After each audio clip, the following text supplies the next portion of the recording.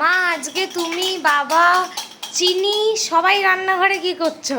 আরে আমি তো বাবা করছে, আমি বাবাকে বললাম যে শাপলাটা তুমি রেঁধে দাও, ওটা খুব ভালো বাবা রাঁধে।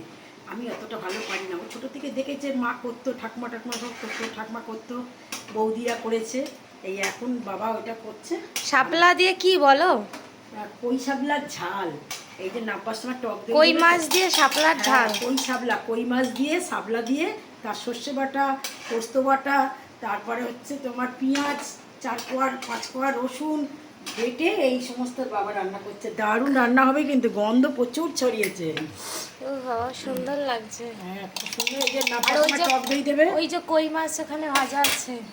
কই মাছগুলো যে ভাজা রয়েছে।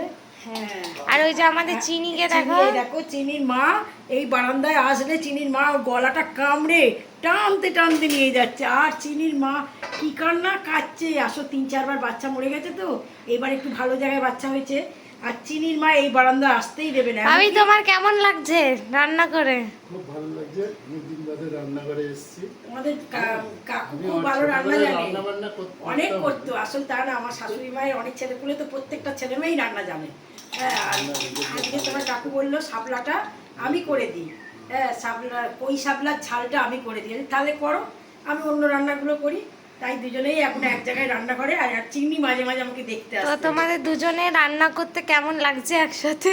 ভালো লাগছে, রান্না তো আমি করি 12 মাস। তো বাবাও মাঝে মাঝে করে, আমি না থাকলে করে। ভালোই লাগছে দুজনে মিলে।